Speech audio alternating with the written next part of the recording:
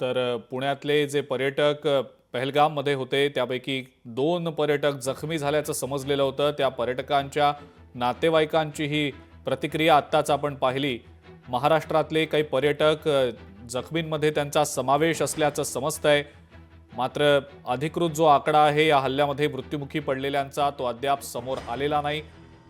25 ते 30 जणांचा मृत्यू झाल्याची भीती व्यक्त करण्यात आलेली होती, शक्यता व्यक्त करण्यात आलेली होती, मात्र अधिकृत आकडा हा अद्याप समोर आलेला नव्हता।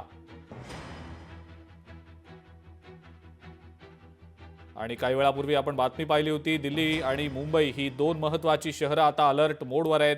मुंबई पोलिसांना सुद्धा अलर्ट जारी करण्यात आलेला आहे। भूषण शिंदे आपले प्रतिनिधी या संदर्भातली अधिक माहिती आपल्याला देत आहेत। भूषण, मुंबई पोलिसांना सुद्धा आता अलर्ट राहायला सांगितलं गेलेलं आहे आणि सुरक्षा यंत्रणा सुद्धा सतर्क असल्याचं समजतं आहे। काय नेमकी या सगळ्या संदर्भातली माहिती?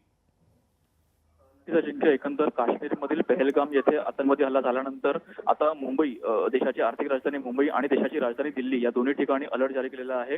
एकंदर दिल्ली पोलीस आणि मुंबई पोलीस या दोन्ही अलर्ट मोडवरती आहेत। कोणत्याही प्रकारे सुरक्षेचा प्रश्न निर्माण होऊ नये या अनुषंगाने संपूर्ण हा अलर्ट आहे। आणि एकंदर अत्यंत महत्त्वाची ठिकाणं आहेत मुंबईतील म्हणा किंवा दिल्लीतील म्हणा, ज्या ठिकाणी शासकीय कार्यालय आहे त्या ठिकाणी जो बंदोबस्त आहे तो देखील वाढवण्यात आला आहे। आणि एकंदर मुंबईमध्ये कोणत्याही प्रकारचा अनुचित प्रकार घडू नये किंवा सुरक्षेचा कोणताही प्रश्न निर्माण होऊ नये या अनुषंगाने हा बंदोबस्त आहे तो अजिंक्य।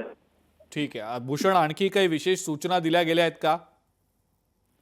नक्कीच अजिंक्य, एकंदरीत सध्या तरी संपूर्ण पोलीस प्रशासन आहे ते आपल्याला अलर्ट मोडवर आलेलं पाहायला मिळत आहे। एकंदर मुंबई पोलीस असतील किंवा दिल्ली पोलीस असतील या प्रशासनाला सध्या अलर्ट मोडच्या सूचना दिलेल्या आहेत। कोणत्याही प्रकारे संशयित प्रकारे त्यांना थेट कारवाईचे आदेश दिलेले आहेत। एकंदर संपूर्ण या गोष्टीवर बारकाईने लक्ष मुंबई पोलीस आणि दिल्ली पोलीस सध्या ठेवताना पाहायला मिळत आहेत। अजिंक्य, ठीक आहे भूषण, धन्यवाद माहिती दिली त्याबद्दल।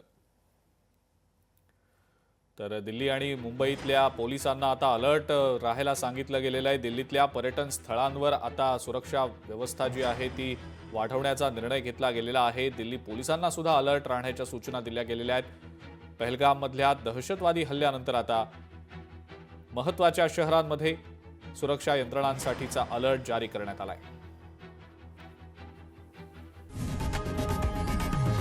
लोकशाही मराठी ऐका, पहा, जागरूक रहा।